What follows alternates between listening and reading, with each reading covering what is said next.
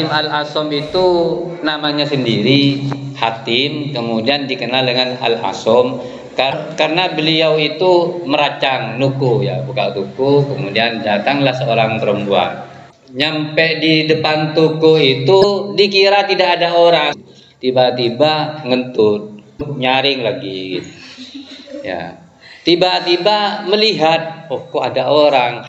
Akhirnya yang perempuan ini sambil malu-malu bilang assalamualaikum, assalamualaikum. Tidak dijawab oleh Al-Asom ini, oleh Hatim ini. Ngalengan Hatim ini padahal dengar, ya, cuma tidak menjawab. Assalamualaikum, nggak jawab. Ngalengan tetap begini, pura-pura tuli, ya, pura-pura gopok ini. Mau beli kacang hijau, ngalengan boleh. Mau beli terasi apa micin, pura-pura gak dengar, micin terasi, oh micin, lagi micin. Akhirnya jember bersinar sudah, tadinya pucat akhirnya bersinar karena menganggap yang jualan itu kopok ini. Nah, kopok orang, alhamdulillah ini kata keton. Mulai karena menjaga perasaan seperti ini diangkat oleh Allah menjadi seorang wali, akhirnya dikenal dengan Hatim Al-Asom. Al-Asom itu artinya tuli, padahal nggak tuli, cuma panggilannya Al-Asom. Ulama memanggil Hatim Al-Asom. Itu akhlak seorang ulama, ya, akhlak seorang wali. Ya, sudah saya cerita ke Sepo tentang bili semut merah dikembalikan ke tempatnya. Kalau tidak cinta terhadap hayawan, tidak bisa menjadi wali, itu tidak bisa. Orang akan menjadi wali kalau terhadap semua makhluk Allah itu kasihan, punya rasa cinta. Jadi kalau umpama ada ayam misalnya, ya, nabeng nih binian, ajam laki nabeng binian, ya, misalnya sedang melakukan hubungan, tahu saya antem, ya, tahu saya ganggu, ya, karena mereka punya kenikmatan tersendiri. Dan memandang seperti itu, ya, karena tidak punya akal, tidak pernah ngaji. Ya, kalau ngaji zubat seperti ini, saya akan nggak melakukan seperti itu. Mereka berbuat seperti itu karena nggak pernah ngaji, taklim muta'alim, nggak pernah ngaji alala. Ya, makanya berbuat di luar-luar, ya. Sebab segala sesuatu pasti akan dibalas. Kamu pernah mendengar ceritanya kucing, kenapa sampai sekarang kucing itu kalau berbuat mesum dengan pasangannya cekak sampai diketahui oleh manusia, itu dulu karena mempermalukan anjing.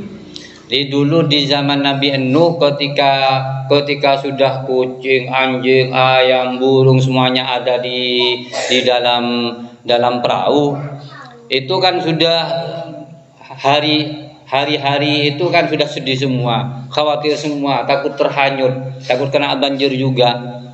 Oleh karena itu dilarang, pada saat itu dilarang untuk berbuat mesum-mesum seperti itu, hubungan seksual antara hewan satu dengan yang lainnya atau sejenisnya, ya, tidak boleh melakukan hubungan seksual. Waktu sedih-sedihnya seperti itu, anjing melakukan diketahui oleh kucing. Kucing laporan kepada Nabi Nuh, wahai Nabi Nuh, anjing telah berbuat seperti ini. Akhirnya, masa seperti itu anjing kelakuannya? Iya betul. Kemudian di mana? Di sana.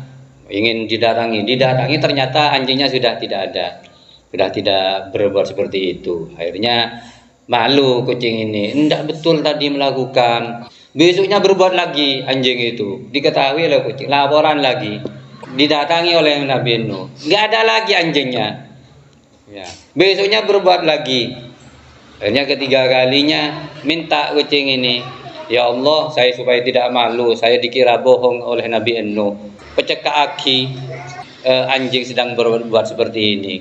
Akhirnya dilaporkan ke Nabi Nuh, didatangi oleh Nabi Nuh, dilalah oleh Allah, dikabulkan, cekak, ya. Jadi tepaan ngalah itu cekak, abid, senang aja itu abidnya. sampai tahu. Nabi Nuh itu sampai tahu. Makanya sampai sekarang anjing itu kalau berbuat seperti itu agak lama ya. Akhirnya iblis karena malu sudah diketahui oleh Nabi Nuh, berdoa juga kepada Allah. Ya Allah, kulai petodus bi koceng mungkin. Kulanya onda ajunan, coba aja koceng berbuat sesuatu hubungan seksual, coba aja diketahui juga oleh manusia. Berdoa. Sampai sekarang kucing kalau berbuat itu kan cereng itu. Ketemu be orang ngelakonin kucing rela ya. Iblis ya. Jadi kalian ini artinya pelajaran ya. Kalian jangan mempermalukan temannya. Suatu saat kalian akan dipermalukan. Nah, anjing kan sudah dipermalukan buat seperti itu. Akhirnya minta kepada Allah karena malunya itu. Akhirnya anjing dipermalukan, kucing dibalas. Sampai sekarang berbuat itu diperlihatkan juga oleh Allah ya. Jangan mudah membongkar aib seseorang ya. Wa yu'ti lan mendatangkan sapa Allah lan memberi sapa Allah min ladunhu saking sandingi Allah ajron ing pahala aziman kang agung. Dan Allah bisa memberi terhadap orang yang berbuat baik itu min ladunhu di sampingnya, di sisinya ajron azima, pahala yang agung. Bismillahirrahmanirrahim. Wal jismu yubla ghairu ajabiz zanabi wa masyahidun balian wala nabi. Semua jisim jasad manusia, wal jismu yubla, jisim jasad manusia itu ketika mati itu semuanya rusak, semuanya fana, artinya lenyap semuanya ya, akan terurai sampai habis, tidak ada sama sekali semua jasad manusia. Ghairu ajabiz zanabi, melihat di kitab Ghayatul Bayan, syarahnya Zubat ini. Zubat ini banyak yang nyarahi ya, yang menerangkan kitab yang menerangkan tentang Zubat ini banyak. Ada Ghayatul Bayan, ada Mawahibus Somad, ada kitab Fathur Rahman. Diterangkan bahwa pertama kali manusia itu diciptakan, kalian ketika ada di dalam kandungan umur 15, ketika membuai pertama itu, jadi diciptakan pertama kalian dalam kandungan umur 15 hari, yang pertama kali diciptakan ini ajabiz zanabi ini, yang dinamakan dengan tulang ekor. Letaknya ada di sini, jadi di punggung ini ya, paling bawah itu ada yang jadi tulang rusuk ya, tulang rusuk di paling bawah itu ada yang agak bulat seperti ini. Ya, itu pertama kali dibuat. Dalam keadaan semua ini terurai ketika manusia mati itu sudah habis semua sudah ya, dimakan tanah semua. Kecuali ajabat zanabi ini, tulang yang disebut dengan tulang ekor ini tidak akan rusak. Bahkan diadakan penelitian oleh beberapa ilmuwan peneliti, itu walaupun diapakan tidak hilang ya. Oleh karena itu kata Nabi, besok semua tulang ini akan rapuh semua, akan rusak semua, akan lenyap semua, dimakan oleh turab, dimakan oleh tanah, kecuali ini. Karena kata Nabi, minhu khuliqa wa minhu rufiba. Dari ini kemudian manusia diciptakan lagi. Jadi ada bekal ya, ada modal. Walaupun tanpa ini Allah juga Maha Kuasa ya. Cuma Allah ketika memerintahkan malaikat untuk menghidupkan manusia kembali, untuk menjadikan manusia itu utuh kembali, modalnya ini besok hari kiamat itu. Maka ajabat zanabi ini, ekor tulang ini kemudian dihidupkan kembali oleh malaikat, ditumbuhkan lagi. Ketika ditumbuhkan itu, ini modalnya, bibitnya seperti jagung itu, kemudian disiram, akhirnya terbitlah seperti manusia sedia kala besok di hari kiamat. Nah, andai kata tidak ada ini, tidak ada modal ini, seakan-akan kan tidak ada bibitnya. Oleh karena itu, oleh Allah ditinggalkan bibit ini supaya suatu saat ketika sudah hari kiamat, sudah saatnya manusia tidak ada semua, sirna semua, maka datanglah hujan untuk mengairi ajabat zanabi ini. Tulang ekor ini kemudian muncul kayak tumbuh-tumbuhan itu, akhirnya jadilah manusia kembali ya.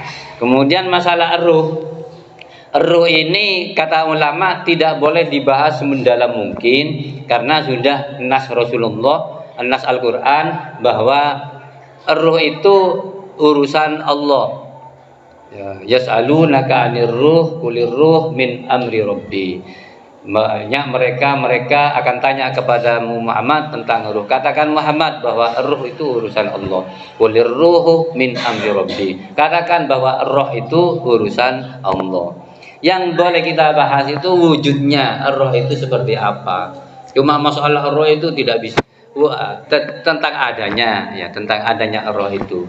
Roh itu menurut ulama tidak seperti jasad, tidak berjisim, tidak beraurat, tidak berbentuk.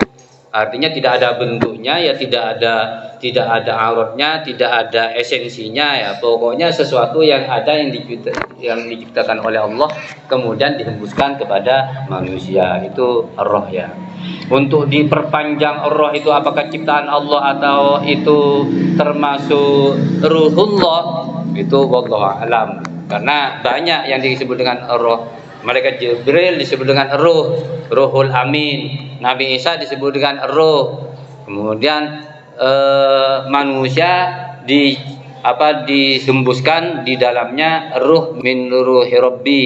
Ruh Allah dihembuskan kepada manusia, akhirnya manusia menjadi hidup.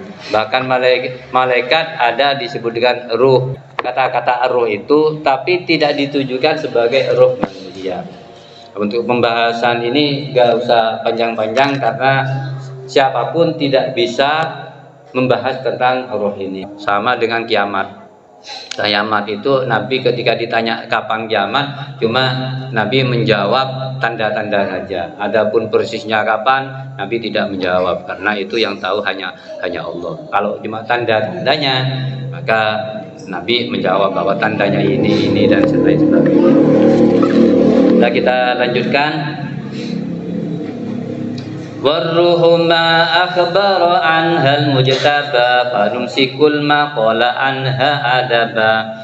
Warruhu utawi ruh iku ma sesuatu, iku ma barang akhbara kang ngabarake anha saking ruh sapa al mujtaba, nabi al mujtaba.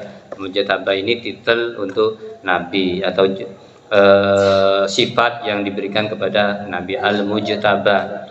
Fanumsiku moko diam sopo kita, sopo kami. Fanumsiku moko diam sopo kami, menahan sopo kami al-maqala ing berucap anha atau membicarakan al-maqala ing membicarakan anha saking ruh adaban karena beradab, karena adab. Kalau kita panjang-panjang berbicara tentang ruh, maka kita akan disebut dengan su'ul adab. Karena sudah firman Allah, kalau ada orang bertanya tentang ruh ini supaya Nabi menjawab kulir ruh min amri rabbi, bahwa ruh itu urusan Allah. Artinya gak usah panjang-panjang untuk dibahas. Kalau kita memperpanjang membahas ruh, su'ul adab. Jadi tidak memperpanjang ke musonib ini adaban karena ta'addub, untuk sopan santun ya, untuk beradab. Wal ilmu asna sairil a'mali. Wal ilmu utawi ilmu iku asna sairil a'mali luwih utamani piro-piro, luwih utamani sekereni piro-piro amal. Iku asna sairil a'mali luwih utamani sekereni atau sisanya piro-piro amal. Ilmu itu adalah sesuatu yang paling mulia dari segala amal. Pokoknya amal apa saja ya, amal apa saja dibandingkan ilmu itu jauh lebih utama daripada yang lainnya. Apalagi ilmu dibandingkan dengan sholat sunnah saja, kata Imam Syafi'i, al ilmu afdalu min ibadati sunnatin. Ilmu itu, mencari ilmu itu lebih utama daripada sholat sunnah. Kalian malam misalnya, kalian malam belajar jam 1 belajar sampai jam 2, kemudian ada temannya bangun kemudian sholat sholat. Masih lebih utama yang belajar daripada sholat. Cuma harus seimbang ya. Karena orang mau belajar, mau ngaji, mau mendapatkan petunjuk itu kan harus takarrub kepada Allah. Artinya sholat sunnah malam, minta petunjuk kepada Allah supaya hatinya itu lembut, supaya hatinya itu mudah menerima ilmu. Hanya sholat dulu, alangkah baiknya sholat dulu baru belajar supaya hatinya bersih, mudah mencari ilmu. Daripada kalian bangun langsung belajar, ya hatinya masih belum terbuka, maka lebih sulit. Jadi dekatkan diri dulu kepada Allah malam-malam misalnya sholat sunnah, kemudian baru belajar, itu akan lebih baik. Umpama ambil salah satu ya, kalian belajar saja malam-malam, kemudian ada temannya sholat saja gak belajar, masih lebih utama yang mencari ilmu, yang belajar ini daripada yang hanya sholat malam saja. Alangkah baiknya sholat sunnah dulu, kemudian belajar mencari ilmu. Wal ilmu asna sairil a'mali wa huwa utawi ilmu iku dalilul khairi, dalili kebaikan, petunjuk kebaikan. Karena dengan ilmu kita akan mendapatkan petunjuk untuk melakukan kebaikan. Wal ifdali, lan sesuatu yang utama. Banyak dalil-dalil Allah dalam nas Al-Quran, kemudian dalam hadis yang menerangkan tentang keutamaan ilmu. Kalau dalam Al-Quran, syahidallahu annahu la ilaha illa huwa wal malaikatu ulul ilmi qa'iman bil qist. Jadi yang menyaksikan bahwa tidak ada Tuhan selain Allah, para malaikatnya, kemudian orang yang diberi ilmu. Jadi hanya orang-orang yang diberi ilmu lah yang menyaksikan bahwa tidak ada Tuhan selain Allah. Kemudian ada lagi innama yakhsyallaha min ibadihil ulama, itu yang dalam Al-Qur'an ya. Kalau dalam hadis banyak sekali. Ini dalam syarahnya, fadlul alim 'alal 'abid ka fadli 'ala adnakum. Keutamaan orang alim ketimbang dari orang yang ahli ibadah itu seperti keutamaanku, kata Nabi. Seperti keutamaanku dibanding dari yang lainnya, selain Nabi maksudnya.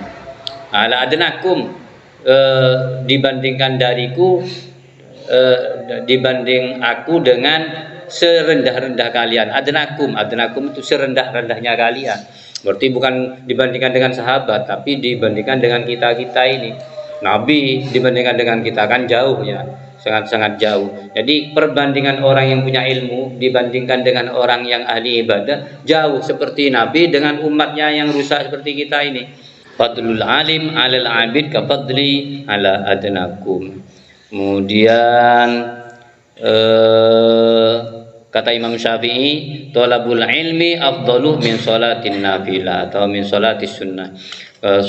Mencari ilmu itu lebih utama daripada sholat sunnah, sholat nafilah. Fa farduhu muka utai farduni ilmu, fa farduhu muka utai farduni ilmu, atau bisa ke orang ya. Fa farduhu muka utai kewajiban orang, fardu kewajiban orang untuk mencari ilmu. Jadi ilmu itu ada dua. Musonif ini Syahr Ruslan membagi ilmu itu ada dua. Ada ilmu yang wajib individu, wajib dicari secara individu. Ada ilmu yang wajib dicari secara kolektif, masyarakat, cukup satu orang saja, yang disebut dengan fardu kifayah ya. Ilmu yang wajib ain ya, contohnya ya, ilmu sifatil fardi ini. Fafarduhu muka utawi kewajiban mencari ilmu. Pertama iku ilmu sifatil fardi, ilmu sifat keesaan Allah, tentang tauhid ini. Fardi ini sifatil fardi, tentang tauhid. Bagaimana Allah wujud, qidam, sifat-sifat Allah itu bagaimana, wujud Allah, sifat Allah, sifat zat Allah itu bagaimana, sifat-sifat Allah, sifat wal asma, bagaimana belajar tentang tauhid. Karena kalau kita tidak ngerti tentang tauhid, maka mudah hati itu mamang atau ragu-ragu tentang Allah. Kudrat iradah Allah itu bagaimana, sifat-sifat Allah itu bagaimana. Yang wajib pertama kali diketahui oleh kita adalah mengetahui tentang Allah, artinya sifat-sifat Allah, asma-asma Allah, kemudian kudrah dan iradah Allah dan lain sebagainya yang berhubungan dengan sifat-sifat Allah ya. Ma ilmi ma yahtajuhul muaddi, ma ilmi ma sak mertani mengetahui perkara, ma ilmi ma sak mertani mengetahui perkara yahtaju kang butuh ing ma sapa al muaddi wong kang nglakoni min fardhi dinilai saking kewajiban agama Allah fid dawami ing dalam sa'lawasi. Contohnya yang wajib ain yang kita diwajibkan untuk melakukan yaitu kadzuhri. Nah, katuhri koyo bersuci. Katuhri koyo bersuci. Wassalati lan salat wasyami lan puasa. Ini wajib kita mengetahui. Karena salat itu hukumnya wajib setiap individu, setiap kita, maka kita wajib salat. Karena kita wajib salat, bagaimana sekiranya salat kita itu sah? Maka wajib kita mengetahui tentang ilmu sholat. Kemudian yang mengantarkan sholat kita sah itu apa? Antara lain wudu. Yang membatalkan apa? Antara lain najis. Maka kita harus tahu tentang cara menyucikan sesuatu yang najis. Kemudian cara suci dari hadas besar, hadas kecil, dan menyucikan dari sesuatu yang najis. Maka mencari ilmu tentang ini hukumnya wajib, fardu ain ya. Tidak bisa diwakilkan. Kalau membungkus mayit bisa diwakilkan. Kalau sholat mayit bisa diwakilkan. Artinya umpama kita tidak tahu, asalkan yang lainnya tahu, kita sudah bebas. Cuma kita tidak tahu terus kalau tidak tahu nanti. Misalnya satu desa ini yang tahu cuma satu, bebas sudah satu desa ini. Artinya kita tidak dosa, karena tidak ada yang tahu. Seperti ilmu kedokteran, tidak wajib tahu semuanya. Yang penting ada yang tahu sudah, sekecamatan misalnya, atau apalagi satu desa. Jadi dokter satu saja satu desa sudah cukup, tidak perlu setiap orang. Kalau setiap orang jadi dokter, siapa yang sakit itu nanti? Yang mau disuntik siapa? Mau jadi dokter, dokter nyuntik dokter itu. Jadi ada ilmu yang wajib ain, artinya individu, ada ilmu yang wajib kifayah, cukup satu orang dalam satu desa atau dalam satu daerah. Seperti sholat wajib setiap individu, maka setiap kita ini wajib mencari ilmu tentang sholat. Jangan sampai sholat kita itu tidak sah. Jangan tanya tentang diterimanya, sah dulu ya. Masalah terimanya itu urusan Allah. Sahnya belum tentu, apalagi diterima. Jadi sholat yang mengantarkan sholat itu sah antara lain syarat-syarat sholat, syarat-syarat antara lain wudu, bagaimana wudunya, untuk menjaga najis bagaimana, untuk mensucikan dari najis bagaimana, harus tahu ilmunya. Nanti di belakang ini setelah ini cuma satu bab tentang tauhid ini. Wal bai'i lan jual beli wal bai'i. Kalau kita melakukan jual beli harus tahu tentang syarat-syarat jual beli, rukun-rukun jual beli, bagaimana transaksinya, harus tahu ilmunya. Wal bai'i lan jual beli lil muhtaji kadwi kang butuh, lil muhtaji kadwi kang butuh, lil bai'i kadwi kang jual beli wong kang lil bai'i kadwi pedagang. Lilbahi kadwi pedagang. Seorang pedagang wajib belajar ya tentang jual beli yang sah bagaimana, yang tidak boleh dijual seperti apa, syarat-syarat jual beli bagaimana, rukun jual beli itu bagaimana, harus tahu kalau mau dagang. Wa zahiril ahkami lan lahiri piro-piro hukum fisonai dalam produksi, hukum-hukum tentang karya ilmiah, ada karya seni, ada karya cipta ini dan sebagainya. Wa ilmu dahin lan ilmu pengobatan lil qulubi maring piro-piro hati mufsidi kang rusak. Ada ilmu untuk mengobati hati yang rusak. Contohnya hati yang rusak apa? Kal ujubi, koyo ujub, wal kibri, lan sombong, wa dail hasadi, lan penyakit dengki. tahiyatul masjid. Pokoknya Untuk sholat, mengetahui ya. obatnya apa hati ini, kita harus tahu ilmunya ini. Sholat Kalau kita mutlak tidak apa belajar saja tentang dilakukan ilmu masuk masjid pengobatan itu, hati, kalian sholat maka 2 rakaat, menjadi sombong. Kita maka tidak nilainya nggak sudah tahu kalian kalau kita ini sombong, karena Satu kita kali tahu kalau kita salaman, sombong, walaupun maka banyak dibiarkanlah rokaat. kesombongan Boleh ada kalian di dalam misalnya hati. Akhirnya gak kalau diobati, niatannya diam untuk saja. tahiyatul Nggak ngerti kalau masjidnya dirinya sombong. 2 rakaat, Kemudian 1 dengki. kali salaman. Kalau kita nggak Atau ngerti, kalian nggak tahu 4 ilmunya rakaat, dengki, 6 rakaat, maka 10 kita rakaat, 100 dalam rakaat, kedengkian 1 juga kali nggak salaman. ngerti. Misalnya ada temannya Kalau berbuat nanti seperti ini, kalian sudah canggih, sudah berulang-ulang baik temannya salamnya, ini, karena kita sampai punya sifat dengki, 2 rakaat, akhirnya salam.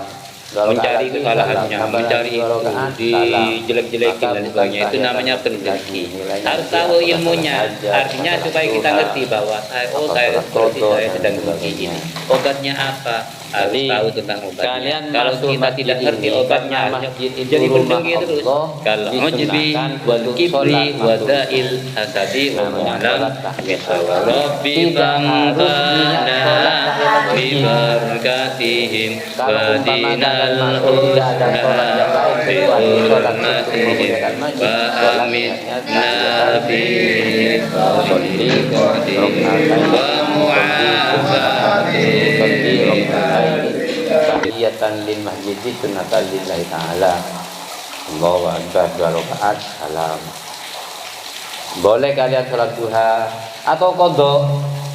Subuh tadi kebebes sampai jam 6. Begitu jam 7 kok ada rapat dengannya di masjid.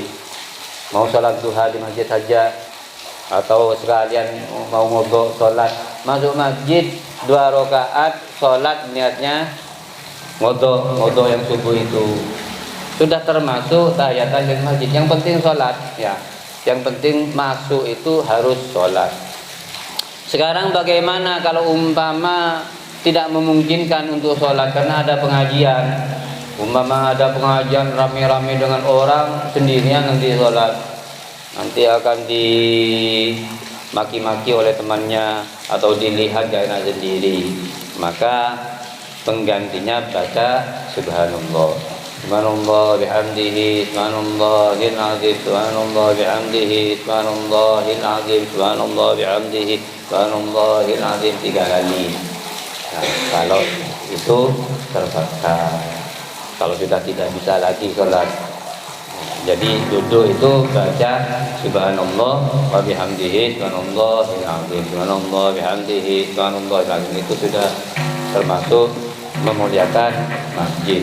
Jadi tempatkan masjid itu sebagai tempat yang mulia, sehingga ketika kita ke masjid, apa kesana itu ambil wudu atau sholat kalau masuk ya, atau ambil wudu. Umpama kalian ingin buang air besar di tengah jalan, oh saya mau masuk ke masjid sana, niatannya untuk buang hajat, berarti kalian menjadikan masjid kan tempat buang hajat. Supaya tidak niat seperti itu, tidak salah, kalian itu ke sana itu sholat, jadi ambil wudu ya. Jadi ke WC lebih dahulu, kencing atau berak misalnya, setelah itu wudu, kemudian sholat ya. Minimal wudu, setelah itu ambil uang, naruh sedekah untuk masjid, apa 5.000, 10.000, 2.000 seadanya, sepunyanya ya. Sehingga kalian tidak terkesan masjid hanya dijadikan tempat untuk buang hajat, hajat kecil, hajat besar. Pokoknya kalau kalian singgah, jangan niat yang jelek. Buang air kecil sebetulnya gak jelek, cuma kan kesannya jelek kalau cuma ke masjid pergi untuk buang hajat seperti itu. Oleh karena itu ketika ke masjid kalian buang hajat itu ambil wudu, tapi kalau sudah masuk ke masjidnya kalian sholat 2 rakaat. Sintani fi taslimatin la aktsara, sintani iku rung rakaat. Sholat tahiyat lil masjid itu iku sintani rung rakaat fi taslimatin ing dalam salam siji. Jadi 2 rakaat 1 kali salam, la aktsara ora kelawan luwih akeh, tidak lebih banyak dari 1 kali uluk salam itu, walaupun sholatnya banyak. Tahsulu hasil opo tahiyatan lil masjid, bil fardi kelawan salat fardu wa naflin lan salat sunnah akhara kang liya. Jadi salat tahiyatul masjid itu berhasil dengan melakukan salat fardu atau dengan melakukan salat sunnah yang lain, contohnya seperti salat duha tadi. Tapi tidak berhasil ketika kalian melakukan salat jenazah, karena salat jenazah itu tidak ada rakaatnya ya. Dengan sujud syukur tidak berhasil. Dengan salat jenazah kalian tidak berhasil, tidak termasuk tahiyat lil masjid. Oleh karena itu ketika kalian misalnya pergi ke masjid untuk nyolati jenazah, duduk di sana misalnya, sholat dulu, sholat tahiyatul lil masjid 2 rakaatnya. Atau kalau sudah kumpul, orang-orang sudah kumpul seperti tadi itu, khawatir nanti orang-orang melihat sendirian kita sholat, di tengah-tengah orang kita sholat, misalnya nggak enak. Baca subhanallah bihamdihi subhanallahil azim 3 kali. La fardi rokaatin ora ijeni rokaat. La fardi rokaatin ora ijeni rokaat. Tidak cukup dengan 1 rokaat. Wala janazatin lan ora sholat janazah. Wa sajadatin lan sujud lisyukri ka sujud syukur ya. Tidak cukup tahiyatul masjid itu dilakukan dengan sujud syukur atau tilawatin atau sujud tilawah. Karir ngulang no sapa sira bitakriri dukhulin kelawan bolan baleni mlebu. Yaqrabu kang parek apa dukhul. Ulangi sholat tahiyat itu setiap kali masuk masjid, walaupun jarak antara kalian masuk pertama dengan masuk kedua itu sebentar.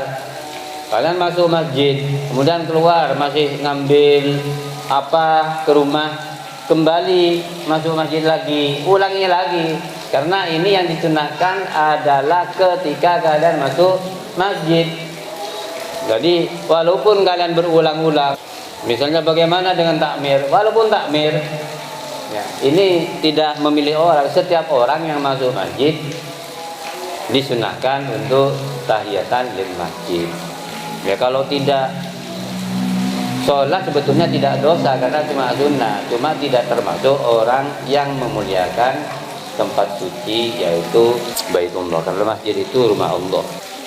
Wa rakaatani lan rung rakaat, wa rakaatani lan rung rakaat isra samsin ing dalem burini sarngingi tawrubu terbenam apa samsin. Yang kemarin saya terangkan itu disunahkan juga 2 rakaat ketika matahari itu terbenam. Begitu terbenam kalian disunahkan untuk sholat 2 rakaat khafif ya, yang ringan, sholat 2 rakaat sebelum maghrib atau setelah matahari itu terbenam. Disunahkan sholat 2 rakaat yang enteng, yang ringan, tidak terlalu lama, karena harus segera sholat maghrib. Sholat maghrib itu waktunya sebentar. Wa fa'itatun nafli wallahu alam bisawab. Rabbi fanfa'na bi barakatihi wa dinal husna bi hurmatihi wa amitna bi tariqati